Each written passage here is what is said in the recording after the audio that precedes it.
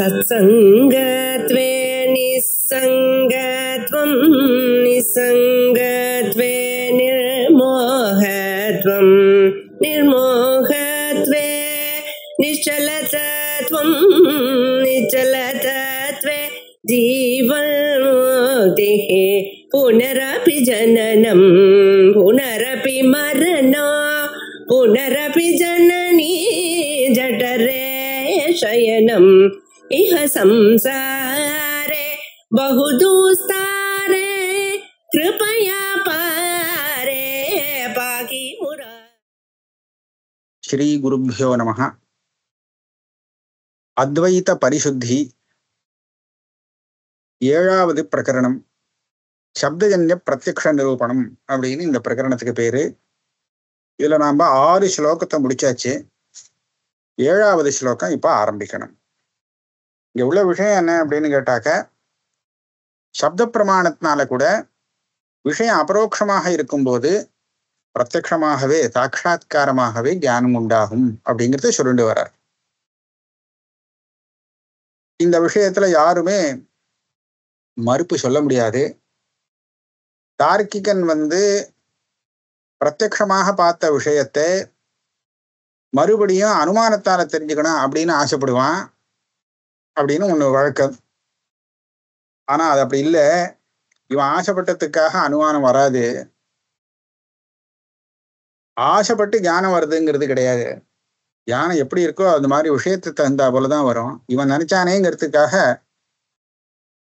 புத்திரி புத்திரத்துவம் நான் ஆப்புனுயா, பிறந்திருக்கக்கூடிய பெண் குழந்தை பிள்ளை குழந்தையாக பிறக்கணும் அப்படின்னு ஆசைப்பட்டதுக்காக பிறந்த குழந்தை பிள்ளையாக மாறப்போறது இல்லை. ஆக அதே மாதிரி இவன் ஆசைப்பட்டதுக்காக பரோட்ச ஞானம் வரணும் அப்படிங்கிறதுக்கு நினைச்சான்னா அதுக்காக பரோட்ச ஞானம் வராது அப்படின்னு முன் ஸ்லோகத்துல சொன்னார்.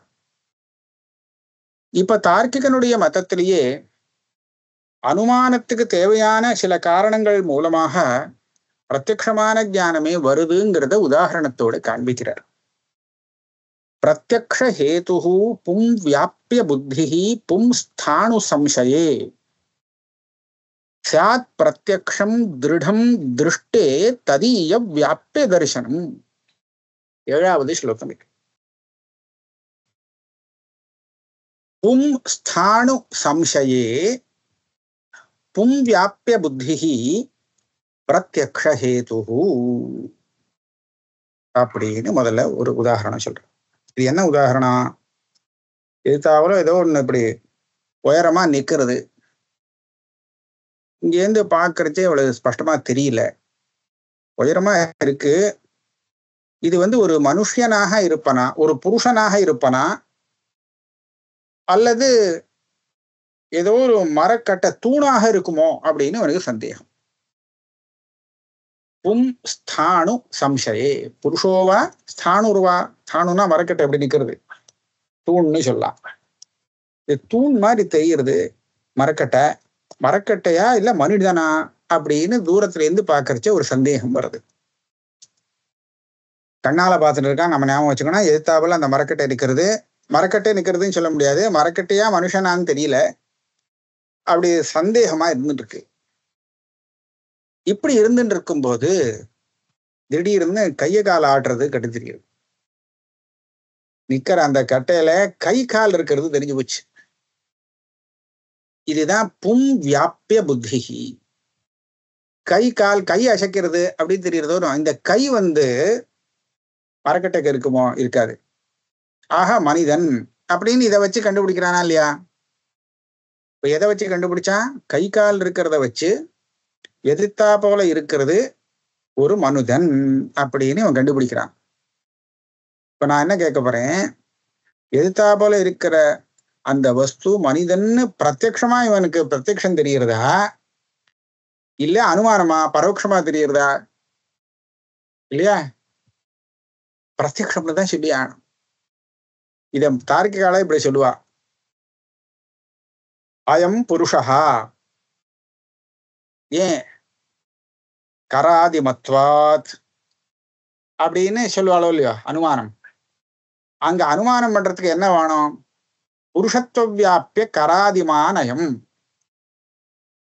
புருஷத்துவ வியாபிய கராதிமானயம் அப்படின்னு தெரிஞ்சால் அயம் புருஷகான்னு அனுமதி வரணும்னு சொல்லுவாங்க. இங்கேயும் அதே மாதிரிதான் புருஷத்துவ வியாபிய கராதிமானயம்ங்கிற ஞானம் வந்தது. ஆனா அதுக்கப்புறம் அயம் புருஷகான்னு பிரத்யக்ஷம் வந்ததுன்னு சொல்றோம். புருஷத்துவ வியாபிய அப்படின்னா என்ன அப்படின்னு கேட்டா, புருஷன்னு கண்டுபிடிக்கிறதுக்கு தேவையான வியாபியம்னா அடையாளம், அதுக்கு வியாப்தி உடையது. புருஷனோடு வியாப்திங்கிற சம்பந்தத்தை கொண்டது கை கால்கள், இந்த அவயவங்கள். அப்பேற்பட்ட கராதி அவயவங்களை கொண்டுள்ளதாலே உள்ளது அப்படின்னு தெரியறது. இந்த ஞானம் வந்ததுக்கு அப்புறம் அடுத்தது அனுமதி வருது இல்ல, அனுமானம் வருது பண்றது இல்ல, நேரடியாக பிரத்யக்ஷமாக பும்புத்தி ஏற்படுறது. அப்ப என்னாச்சு, அனுமானத்துக்கு காரணமாக இருக்கக்கூடிய இத பராமர்சம்னு சொல்லுவா. வன்னி வியாபிய தூமவான் அயம் பர்வதா அப்படின்னு ஒரு ஞானம் வருதான். சாதாரணமா அனுமான ஸ்தலத்துல எப்படி கிரமம்னு கேட்டா, இவன் இப்படி போயிட்டு இருக்கான், ஒரு மலையை பார்க்கறான். மலையை பார்க்கறச்சே அந்த மலையிலேருந்து இப்படி புகை வருது கிளம்புறது பார்க்கறான். புகை தான் தெரிகிறது. இந்த புகையை பார்த்த உடனே அவனுக்கு மலையிலேருந்து புகை வருது, மலையில புகை இருக்குன்னு தெரிஞ்சு போச்சா. தெரிஞ்சு பார்த்த உடனே முதல்ல ஞானம் என்ன வருது, பர்வதா தூமவான். இது பக்ஷதர்மதா ஜானம்னு பேரு. இதுக்கப்புறம் அவனுக்கு வியாப்தி ஸ்மரணம் ஏற்படுது. எத்திர தூமஹா தத்திர அக்னி. தூமம் இருக்கிற இடத்துலலாம் அக்னி இருக்கணுமே, நம்ம ஏற்கனவே அப்படி பார்த்துருக்கோமே இல்லையா. புகை வருதுன்னு சொன்னா அப்ப நெருப்பு இருக்கணுமே அப்படின்னு வரும். அதுதான் தூமோ வன்னி வியாபியா அப்படிங்கிற ஞானமா. இதுக்கப்புறம் மூணாவதாக இவனுக்கு ஒரு ஞானம் வரும், வன்னி வியாபிய தூமவான் அயம் பர்வதா. வன்னி வியாப்தியை உடைய தூமத்தை கொண்டது இந்த பர்வதம். இது இந்த மூணாவது ஞானம் சொன்னோமே, இதுக்குதான் பராமர்சம்னு பேரு. இந்த பராமர்சத்துக்கு அடுத்தது இந்த பர்வதம் வன்னியை உடையது அப்படின்னு அனுமதி வரும். இவன் வன்னியை நேர பார்க்க முடியல, வன்னினா அக்னி, அக்னியை நேர பார்க்க முடியல, இப்ப அனுமானம் பண்ணிக்கிறான். அதே மாதிரி இங்க புருஷத்துவ வியாபிய கராதிமான, முதல்ல சந்தேகமா இருந்தது, இது யாரா மனுஷனா இல்ல ஏதாவது ஒரு மரக்கட்டையா அப்படின்னு சந்தேகம். அப்புறம் பார்த்தா கை கால நீட்டுறது ஆட்டுறதுன்னு தெரிஞ்சுது. ஓ, கை கால்லாம் இருக்கே அப்படின்னா புருஷத்துவ வியாபிய கராதி அவயவங்கள் கொண்டது இது அப்படின்னு. இது பராமர்ச ஞானம். பராமர்சம் வந்தா அதுக்கப்புறம் வரக்கூடிய அயம் புருஷா, இவன் மனிதன் தான் அப்படின்னு தீர்மானமா தெரியறதோ இல்லையோ. இந்த ஞானம் அனுமானம் இல்லை, பிரத்யக்ஷம். ஆக அனுமானத்துக்கு காரணமா இருக்கக்கூடிய அந்த பராமர்சம் இருக்கே, அது பிரத்யக்ஷத்தை கூட உண்டு பண்ணுங்கிறது தார்க்கிகாலுக்கே சம்மதமா இருக்கு. பிரத்யக்ஷஹேது பும் வியாபிய புத்தி பும்ஸ்தானு சம்சயே. சம்சயோத்தர பிரத்யக்ஷத்துல விசேஷ தரிசனம் ஹேத்துன்னு சொல்லுவா. அந்த விசேஷ தரிசனங்கிறது பராமர்ச ரூபந்தான், வியாபிய தரிசனம். ஆக அனுமானத்துக்கு காரணமா இருக்கக்கூடிய ஒரு ஞானத்தை பிரத்யக்ஷத்துக்கு காரணமாக தார்க்கிகாலே ஒத்துக்கிறா அந்த இடத்துல அப்படிங்கிறத காண்பிக்கிறார். அப்போ அனுமான காரணத்தினாலையும் பிரத்யக்ஷம் வரலாம்னாச்சு. அப்போ அதே மாதிரி சப்தங்கிற ஒரு பிரமாணத்தினால கூட அந்த சில சந்தர்ப்பங்கள்ல அபரோக்ஷமான விஷயம் இருக்கும் போது பிரத்யக்ஷமே ஏற்படலாம், ஒன்றும் தப்பு கிடையாது. அப்போ பிரத்யக்ஷமானதுக்கு அப்புறம் அனுமானமானு கேட்கிறான் அப்படின்னு வந்தது என்ன, பிரத்யக்ஷ பரிகலிதம் அப்பியர்த்தம் அனுமானேன பகுசந்தே தர்க்க ரசிக்காக அப்படின்னு சொன்னாலே அது இதுக்காகன்னு கேட்டா, சியாத் பிரத்யக்ஷம் திருடம் திருஷ்டே ததீய வியாபிய தரிசனம். ஒரு விஷயத்த நேர பார்த்துட்டான், நேர பார்த்ததுக்கு அப்புறம் அனுமானத்தாலே அதை தெரிஞ்சுக்கணும் அப்படின்னு ஆசைப்படுறானே, அப்ப அனுமானத்துக்கு வேண்டிய ஒரு அடையாளம் லிங்கத்தை ஹேத்துவை அவன் கண்டுபிடிக்கிறாங்க. அந்த கண்டுபிடிச்சதுனால அவனுக்கு மறுபடியும் ஒரு அனுமானம் வருதுங்கிறது அர்த்தம் இல்லை, இவனுக்கு ஏற்பட்ட அந்த பிரத்யக்ஷம் திருடமாகிறது. இப்ப எதிர்த்தா போல இருக்கிறது யானைன்னு தெரிஞ்சு போச்சு, பிரத்யக்ஷமா பார்த்தா யானை அப்படின்னு தெரிஞ்சது. இந்த யானைன்னு தெரிஞ்சதுக்கு அப்புறம் அவன் இதை அனுமானம் பண்ணி யானைன்னு சாதிக்க வேண்டிய அவசியம் இல்லை இல்லையா. அதுவரையில் அங்க காத்துட்டு இருக்க முடியாது, இது கத்தட்டான் யானை பிளரும் அப்படின்னு சொல்லுவாள் இல்லையா, அந்த அதனுடைய அந்த கத்தல் இருக்கே, அதை கேட்டு இது யானைதான்னு அனுமானம் பண்ணிட்டு அப்புறம் போவோன்னு இருக்க மாட்டான். எந்த இடத்துல பிரத்யட்சமாக பார்த்த விஷயத்த அனுமானத்தினாலையும் அவன் தெரிஞ்சுக்கணும்னு ஆசைப்படுறானோ அந்த இடத்துல எல்லாம் அந்த அனுமானம் என்ன பண்றது, இவனுக்கு அந்த பிரத்யட்சத்தையே திருடமாக்கி கொடுக்கிறது. ஏற்கனவே பார்த்த விஷயத்தை திருடமாக்குறது. ஆக அனுமான பிரமாணம் அதனால பரோட்சமா தெரிஞ்சு பிரத்யட்சமா பார்த்ததை பரோட்சமா ஒருத்தர் தெரிஞ்சுக்கணும் அப்படின்னு யாரும் ஆசைப்பட மாட்டான். பரோட்சமா பார்த்ததை வேணும்னா பிரத்யட்சமா பார்க்கணும்னு ஆசைப்படுவா. அவளை பத்தி ரொம்ப பெரியவர்னு கேள்விப்பட்டிருக்கேன் அப்படின்னா ஒரு தடவை ஆயுசுல பார்த்துட்டு வந்துட்டா நல்லது அப்படின்னு தோணும், பார்க்கணும் அப்படின்னு ஆசை வரும். ஆனா பிரத்யட்சமா பார்த்த ஒரு வஸ்துவை பரோட்சமாக யாராவது சொல்லி கேட்கணும் அப்படின்னு ஆசைப்படுவோம், வராது இல்லையா? அதான் பிரத்யட்சமா இருக்கே. பிரத்யட்சமா இல்லைங்கிற பட்சத்துலதான் பரோட்ச ஞானம் வரும். அதைத்தான் இங்க சொல்றார். தார்க்கிக அனுசிசீர்ஷா சேத் இச்சா அஸ்து பிரதிபந்திகா பிரதிபந்தும் து கோ வாஞ்சேத் பிரம்மாத்யக்ஷ்யம் சதாசயः. ஆக தார்க்கிகன் சொன்னதை தார்க்கிகன் சொன்ன யுக்தியை கொண்டே கண்டிச்சார். நீயே இப்படிதான்ப்பா சொல்லிட்டு இருக்க, ஆனா நீ இந்த இடத்துல சண்டை போடாத அப்படின்னார். அதுக்கப்புறம் இவர்கிட்ட சொல்றா, நீ தார்க்கிகன் சொன்னதை அனுசரிக்கணும்னு ஆசைப்படுறியா? தார்க்கிக அனுசிசீர்ஷா, அவன் சொன்னதை அனுசரிக்கணும், அவன் சொன்ன பிரக்கிரியில போனோம் அப்படின்னு ஆசைப்படுறியா? கவலைப்படாதே, அதையே வச்சுக்கோ. ஆனா அனுமானம் பண்ணணுங்கிற அந்த ஆசை இருக்கே, அனுமானேன புபுத்சந்தே தர்க்க ரசிக்காக, அது இச்சா. நமக்கு அனுமித்தியாத்மகமான ஞானம் வரணுங்கிற அந்த இச்சையானது அது பிரத்யக்ஷத்துக்கு பிரதிபந்தம் பண்ணும்.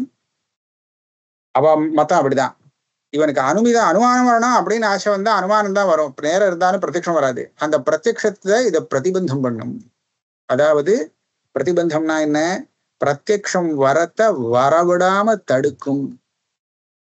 ஆக பிரத்யக்ஷமா தெரிய வேண்டிய விஷயத்த பரோட்சமாக தெரிஞ்சுக்கணும் அப்படிங்கிற ஒரு திருடமான ஆசை இவனுக்கு வந்ததுன்னு சொன்னால் அந்த ஆசையானது பிரத்யக்ஷமான ஞானம் வரத்தை தடுத்து இவன் ஆசைப்பட்ட ஞானத்தை வரவழைக்கும் அப்படின்னு தார்க்கிகால் சொல்ற. நீ அதை அனுசரிக்கிறதா இருந்தா அனுசரிச்சுக்கோ, நான் வேண்டான்னு சொல்லல. ஆனா கொஞ்சம் யோஜனை பண்ணி பாரு, இந்த பிரம்ம சாட்சா்காரங்கிறது சாதாரண கட சாட்சா்காரம் மாதிரி இல்லை. கட சாட்சா்காரம் வந்தது, இந்த கடத்தை நான் அனுமானத்தினால தெரிஞ்சுக்கணும்னு அவன் ஆசைப்படுறான்னா அது நியாயம், அது தெரிஞ்சுக்கலாம். கடம்னு பார்த்தான், அதுக்கப்புறம் அதை திருடப்படுத்திக்கிறதுக்கு சித்த நேரத்துக்கு அந்த கடத்தை எடுத்துட்டு ஒருத்தன் ஜலம் கொண்டு வந்துட்டான். இதை பார்த்த உடனே இது கடம் தான் அப்படின்னு அனுமானம் பண்ணி தீர்மானம் பண்ணிட்டான். இது அனுமானத்தால தெரிஞ்சுக்கணும்னு ஆசைப்பட்டு அந்த கடத்தை கொண்டு போய் ஜலத்தை எடுத்துன்னு வந்து கடம் தான்னு தீர்மானம் பண்ணிட்டான்னு வச்சுக்கலாம். ஆனா பிரம்ம சாட்சா்காரத்தை வந்த பிறகு யாராவது இந்த பிரம்ம விஷயத்துல பரோட்சமான ஞானம் எனக்கு வேணும்னு ஆசைப்பட்டு பிரம்ம சாட்சா்காரம் வரத்தை தடுத்து நிறுத்திக்கணும்னு ஆசைப்படுவனும். ஏன் அப்படின்னு கேட்டா, பிரம்ம சாட்சா்காரம்ங்கிறது சாட்சாத் ஆனந்த அனுபவம். பிரம்மமே ஆனந்த ஸ்வரூபமாக இருக்கிறதுனாலே அதனுடைய சாட்சா்காரம்ங்கிறது ஆனந்த அனுபவம் தான் அது. அப்படி இருக்கும்போது இந்த ஆனந்த அனுபவம் எனக்கு வேண்டாம், எனக்கு பரோட்சமாக இந்த ஆனந்தத்தை தெரிஞ்சுக்கணும் அப்படின்னு ஆசைப்பட்டு அந்த ஆசையை வச்சு தனக்கு வந்த பிரம்மானுபவத்தை வேண்டாம் அப்படின்னு சொல்லி எவனான ஒருத்தன் ப்ரஹஸ்பதி அதை பிரதிபந்தம் பண்ணணும், வரவிடாம தடுக்கணும்னு நினைப்பணும். எப்படி நினைப்பா? உனக்கா தானா ஆனந்தம் சாட்சா்காரமா வந்துட்டு இருக்கும்போது வேண்டாம் இந்த ஆனந்த சாட்சா்காரம், எனக்கு பரோட்சமாக இந்த ஆனந்தம் தெரியணும், இதை தடுத்து நிறுத்தனா அப்படின்னு யாருக்காவது ஆசை வர முடியுமா?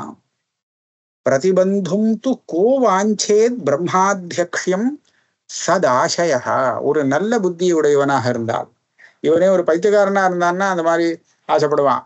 ஆனா நல்ல புத்தி உள்ளவனாக இருந்தால் தனக்கு ஆனந்த சாட்சா்காரத்தை, இந்த சாட்சா்காரமா எனக்கு வேண்டாம், எனக்கு இது பரோட்சமா தெரிஞ்சா போறோம் அப்படின்னு ஆசைப்பட்டு பரோட்சமா தெரிஞ்சுக்கணும்னு நினைப்பனா?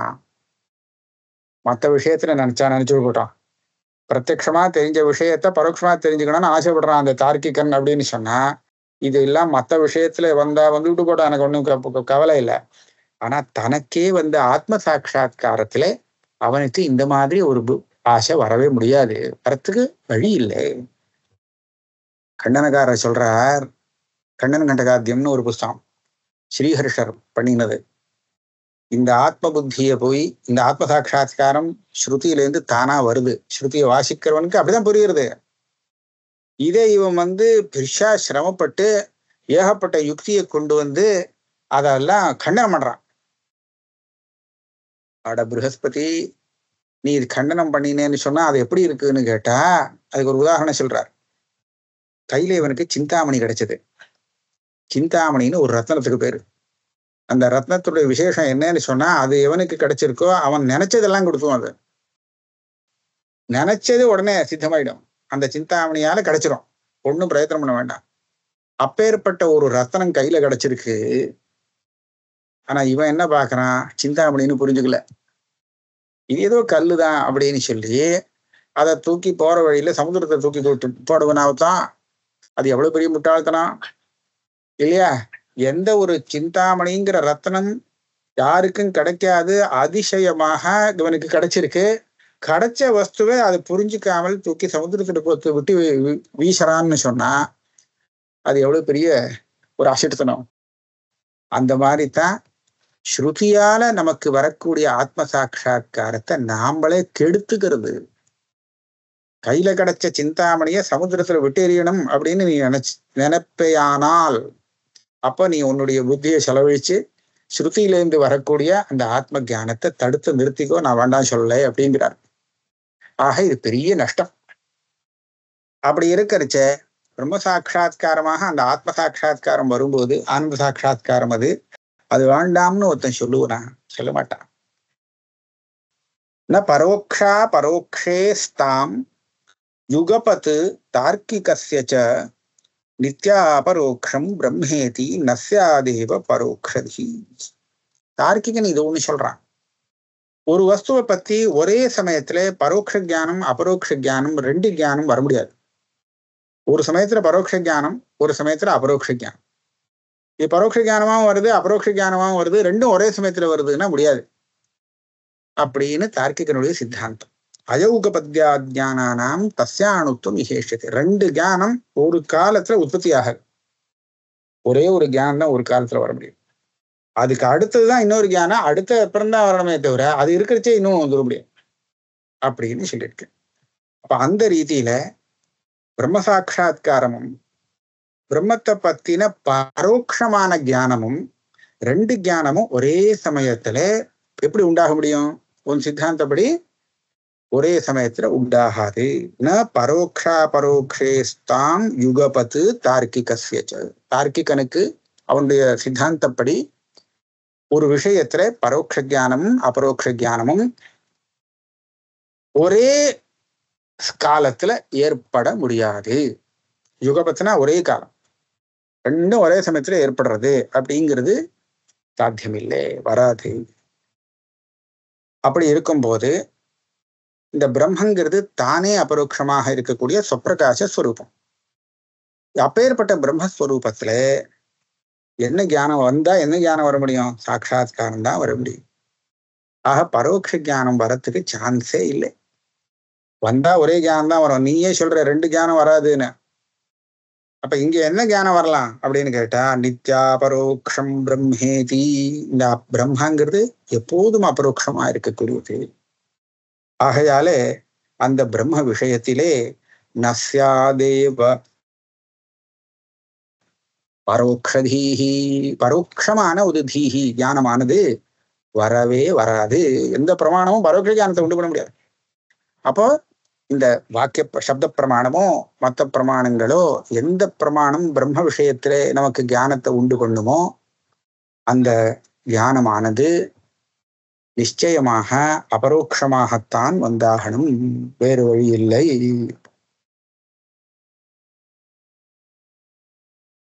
அது மாத்திரமில்லை, 10வது ஸ்லோகத்துல இன்னொரு விஷயம் ஒண்ணு சொல்றார். யோகி பிரத்யக்ஷத சர்வம் அபரோக்ஷம் இஹேதி சேத் ந அந்நிய பிரத்யக்ஷம் அந்நிய நயேத் அர்த்தாபரோக்ஷதாம். இந்த இடத்துல ஒரு தார்க்கிகன் ஒரு கேள்வியை கிளப்பி விட்டுவிட முடியும். நீ என்ன சொன்ன இப்போ? அபரோக்ஷமாக இருக்கக்கூடிய ஒரு விஷயத்தை பத்தின ஞானம் அபரோக்ஷமாகத்தான் வரும், பரோட்சமாக வராது அப்படின்னு சொன்னேன். என்ன சொன்ன? இன்னொரு தடவை திருப்பி சொல்லிடுவோம், மாத்திடப்படாது அப்படிங்கிறதுக்காக. அபரோக்ஷமாக இருக்கும் ஒரு விஷயம், அந்த விஷயத்தை பத்தின ஞானம் பரோட்சமாகாது அப்படின்னு சொன்னேன். அப்படின்னா எந்த விஷயத்திலுமே பரோட்ச ஞானம் வர முடியாது. ஏன் அப்படின்னு கேட்டா, எல்லா விஷயமுமே யாரோ ஒருத்தனுக்கு அபரோக்ஷம்தான். அது எப்படி? ஒண்ணும் இல்ல, சாதாரணமா நான் இங்கேருந்து இந்த பர்வதத்துல அக்னி இருக்குன்னு இங்க இருந்து அனுமானம் பண்ணிட்டு இருக்கேன், எனக்கு பரோட்சம். ஆனா ஒரு ஆள் அங்க நெருப்ப மூட்டிட்டு அங்க குளிர் காய்ச்சிட்டு இருக்கான், அந்த புகையை தான் நான் பார்த்துட்டு இருக்கேன். அப்ப அந்த பர்வத்தத்துல அந்த அக்னி இருக்கிறது அவனுக்கு பரோட்சம் தானே, பிரத்யக்ஷம் தானே. அப்ப அந்த வஸ்து அபரோக்ஷமாக இருக்கு. அப்ப அபரோக்ஷமான விஷயத்துல பரோட்ச ஞானம் வராது அப்படின்னு சொன்னால், அபரோக்ஷமான ஞானத்துல எனக்கு பரோட்சமான ஞானம் வந்திருக்கே. அங்க இருக்கிறவனுக்கு அந்த அக்னி, எந்த அக்னி அபரோக்ஷமாக இருக்கிறதோ தெரியறதோ, பக்கத்துல இருக்கிறவனுக்கு நெருப்ப மூட்டி குளிர் காஞ்சிட்டு இருக்கானே பர்வதத்துல மேல, அவனுக்கு அபரோக்ஷமாக தெரியக்கூடிய அந்த அக்னி எனக்கு அனுமானத்தினால தெரிஞ்சுக்க வேண்டியதாக இருக்கே. நீங்க சொன்னபடி விஷயம் அபரோக்ஷமாக இருக்கும் போது அந்த விஷயத்திலே பரோட்ச ஞானம் வராதுன்னு சொன்னீங்க. அது மாத்திரம் இல்லை, இந்த யோகிகள் இருக்காளே, அவளுக்கு இந்த யோக பிரபாவத்தினால ஒரு விசேஷமான ஒரு தர்மம் ஒண்ணு வரும். அந்த தர்மத்தினாலே அவளுக்கு 3 காலமும் பிரத்யட்சமா தெரிவிக்கலாம். அதாவது பரோட்சன்னே கிடையாது, அவளுக்கு 3 காலமும் திரிகால ஜானி ஆயிடுவா. நாளைக்கு என்ன நடக்க போறது, என்ன வர போறதுன்னா இவாளுக்கு பிரத்யட்சம் ஆயிடும். இது யோகஜ தர்மத்தினால வரக்கூடிய பிரத்யக்ஷம்னு சொல்லுவா. அப்ப எத்தனையோ பேர் யோகிகள் இருக்கா. அப்ப அத்தனை பேருக்கும் உலகத்துல இருக்கக்கூடிய 3 காலமும் பிரத்யக்ஷம் அப்படின்னு சொல்லிட்டாக்க, அப்போ அபரோக்ஷமாக ஆயிடுச்சு எல்லா விஷயங்களுமே. உலகத்துல எந்த விஷயம் கூட யோகிக்கு பிரத்யக்ஷம் ஆகாது கிடையாது. அப்ப அத்தனை விஷயங்களும் அபரோக்ஷம் ஆயிடுத்தே, நீயோ அபரோக்ஷமான விஷயத்துல பரோட்ச ஞானம் வர முடியாதுன்னு சொல்றியே. அப்ப நமக்கு அனுமானங்கள் பிரமாணங்கள்லாம் வேஸ்டா போயிடுமே. ஏன்னா அனுமான பிரமாணத்தினால எந்த விஷயம் நமக்கு பரோட்சமாக தெரியணுமோ அந்த விஷயம் இப்போ ஒரு யோகிக்கு அபரோக்ஷமாயிடுத்தே. நீ தானே சொன்ன அபரோக்ஷமாக இருக்கக்கூடிய விஷயம் பரோட்ச ஞானத்துக்கு விஷயமாகாது அப்படின்னு சொல்லிட்டியே, அது எப்படி சரியா வரும்னு ஒரு சங்கை. அதுக்கு சொல்றா, யோகி பிரத்யக்ஷத சர்வம் அபரோக்ஷமிக இதுச்சே. யோகியோடைய பிரத்யக்ஷத்தை வச்சுன்னு பார்த்தோம்னா இந்த உலகத்துல எல்லாமே அபரோக்ஷம் தானே, ஒண்ணுமே பரோட்சத்துக்கு பாக்கி இல்லையே பரோட்ச ஞானத்துக்கு சொன்ன. அது சொல்றார், யோகிக்கு தானே அது பிரத்யக்ஷம் அபரோக்ஷம், நமக்கு இல்லையே. நமக்கு பரோட்ச ஞானம் நமக்கு நான் வரணும், நமக்கு பரோட்சமான ஞானம் வரணும் அப்படின்னு சொன்னா யோகிக்கு அது பிரத்யக்ஷமா இருக்கிறது ஒன்றும் பிரதிபந்தம் பண்ணாது. நமக்கே அபரோக்ஷமாக தெரியக்கூடிய விஷயத்துலதான் நமக்கு பரோட்ச ஞானம் வராதுன்னு நான் சொல்றேன் இல்லையா. எனக்கு பிரத்யக்ஷமா நேரடியா பார்த்துட்டு இருக்கிற விஷயத்துல பரோட்ச ஞானம் வரணும்னா அது வராதுன்னு சொன்னேனே தவிர, யாரோ ஒருத்தருக்கு அது பிரத்யக்ஷமா எடுத்தேங்கிறதுக்காக எனக்கு அந்த விஷயத்துல பரோட்ச ஞானம் வராதுன்னு நான் சொல்லலே. நான் சொல்றது நீ தப்பா புரிஞ்சுட்டே. அந்நிய பிரத்யக்ஷம் அந்நிய நயேத் அர்த்தாபரோக்ஷதாம். வேற இன்னொருத்தனுக்கு அது இந்த விஷயம் பிரத்யக்ஷமாக இருப்பது வேற ஒரு ஆளுக்கு அந்த விஷயம் அபரோக்ஷமாக ஆக்காது. இவனுக்கு அது பரோட்சம்தான். அங்க இருக்கிறவன் பக்கத்துல இருக்கிறவன் நேர பார்த்துட்டு இருக்கான். ஆனா அங்க தூரத்துல இருக்கிற எனக்கு அந்த விஷயம் நேர பார்க்க முடியாது. அவன் பார்த்தானேங்கிறதுக்கு அவனுக்கு தான் அது பிரத்யக்ஷம், எனக்கு அது பரோட்சம்தான். ஆக யோகிகளுக்கு வேணா எல்லாம் பிரத்யக்ஷமா இருந்துட்டு போட்டோம். ஆனா யோகிக்கு பிரத்யக்ஷமாயிடுத்தேங்கிறதுக்காக எனக்கு அது பிரத்யக்ஷமாகனா எனக்கு எப்படி பரோட்சம் வரும்னு நீ கேள்வி கேட்டது தப்பு இல்லையா. அதனால அந்நிய பிரத்யக்ஷம் அந்நிய அர்த்தாபரோக்ஷதாம் நயேத். அந்த அர்த்தம் எல்லாருக்கும் பிரத்யக்ஷமாகும் அப்படின்னு சொல்லக்கூடாது. யாரோ ஒருத்தருக்கு பிரத்யட்சமா இருக்கு, அவளுக்கு வேணா அது பரோட்சமாகாது. மற்றவாளுக்கு பிரத்யட்சம் ஆகாத இன்னும் எத்தனையோ பேர் இருக்காளே, அவளுக்கு அது பரோட்ச ஞானத்தை உண்டு பண்ண முடியும். ஆக பரோட்ச பிரமாணங்களுக்கும் ஒரு இடம் இருக்கத்தான் இருக்கு, அது இல்லைன்னு ஆயிடாது. இது ஒரு விஷயமாச்சு. இங்க ஒரு சின்ன விஷயம் வியாக்கியானத்துல போட்டிருக்கார்.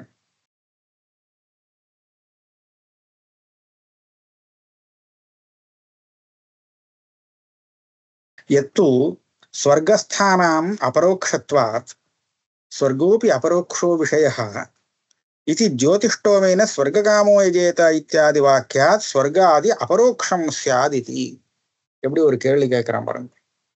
ஸ்வர்க்கத்துல இருக்கிறவாளுக்கு அந்த ஸ்வர்க்கம் சுகம் இருக்கே, அங்க அனுபவிக்கக்கூடிய சுகம், இது பிரத்யக்ஷம் தானே. இப்ப அந்த ஸ்வர்க்க சுகம் ஜோதிஷ்டோம யாகம் பண்ணினால் கிடைக்கும்னு நமக்கு ஒரு வாக்கியம் தெரிவிக்கிறது, விதி வாக்கியம். ஜோதிஷ்டோமேன ஸ்வர்க காமோ யஜேத. இதை கேட்டு யாகம் பண்றோம் யாரு? இந்த லோகத்துல நாம பண்றோம். எதுக்காக பண்றோம்? அந்த சொர்க்க சுகம் நமக்கு வேணுமே அப்படிங்கிறதுக்காக. இந்த யாகம் பண்ணும்போது அந்த சொர்க்க சுகம் நமக்கு பிரத்யட்சமா நாம பார்த்துருக்கோமா? கிடையாது. ஆனா நீ சொல்ற விதத்திலே ஆட்சேபிக்கிறா. ஸ்வர்க்கத்தை அனுபவிச்சுன்னு எத்தனை பேர் அங்க இருக்கா சொர்க்கலோகத்துல, அவளுக்கெல்லாம் அந்த சொர்க்க சுகம் அபரோக்ஷமாகத்தானே இருக்கு. அப்ப அபரோக்ஷமான ஞானத்துல ஜோதிஷ்டோமேன சொர்க்காமோ விஷயத்துல, அபரோக்ஷமா இருக்கக்கூடிய அந்த விஷயத்துல இந்த வாக்கியம் கூட பிரத்யக்ஷ ஞானத்தை தானே உண்டு பண்ண முடியும் அப்படின்னு எதிராளி கேட்கிறேன். கேள்வி தப்புன்னு புரிய வைக்கணும். யாருக்கு அது அபரோக்ஷம்? அங்க அனுபவிச்சுட்டு இருக்கிறவாளுக்கு, தேவதைகளுக்கு அபரோக்ஷம். நீ அங்க போய் அனுபவிச்சுட்டு இருக்கும் போது அது உனக்கு அபரோக்ஷமா இருக்கும். ஆனா இந்த வாக்கியத்தை கேட்டு யாகத்தை அனுஷ்டானம் பண்ணக்கூடிய நிலையில அவனுக்கு அந்த சுகம் இல்லையே. அந்த சுகம் இவனுக்கு பிரத்யட்சமா இல்லையே. இல்லாததுனாலதான் நான் வேணும்னு கேட்டுன்னு போறான். ஆகையால இதுதான் அவன் இன்னொருத்தனுக்கு பிரத்யட்சமா இருக்கேங்கிறதுக்காக எல்லாருக்கும் அது பிரத்யட்சமாகணுங்கிறது அவசியம் இல்லை. அதான் சொல்ற. தத்கிம் கிருதஜோதிஷ்டோமஹா பஞ்சத்வங்கதः பிரேதோ பூத்வா பவான் மாம் இதம் பிருச்சதி கிம்பா ஜீவன் சன். வேடிக்கை அவர் கேட்கிறார். என்னை பார்த்து இந்த மாதிரி ஒரு கேள்வி கேட்கறியே, என்ன நீ ஜோதிஷ்டோமம் பண்ணிட்டு செத்து போயிட்டு, செத்து போனாதான் அங்க போகலாம். பஞ்சத்வங்கதः பிரேதனாக அங்க போய் அந்த சௌக்கியத்தை அனுபவிச்சுண்டு இருந்துட்டு என்னை பார்த்து இந்த கேள்வியை கேட்கறியா?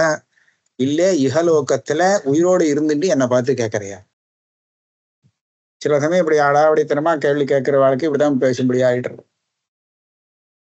எதி ஜீவன் சன், நீ இகலோகத்துல ஜீவிச்சுண்டு என்னை பார்த்து கேட்கிறேன்னு சொன்னா உனக்கு அந்த சொர்க்க சுகம் அபரோக்ஷம் இல்லை. நீ அதை அனுபவிச்சுட்டு இல்லை. இகலோகத்துல அதை அனுபவிக்க முடியாது. அதனால நீ என்னை பார்த்து இந்த கேள்வியே கேட்க முடியாது. அது அபரோக்ஷமா ஆயிடுத்தே, உனக்கு எப்படி பிரத்யட்சமாகும் அப்படின்னு கேட்க முடியாது.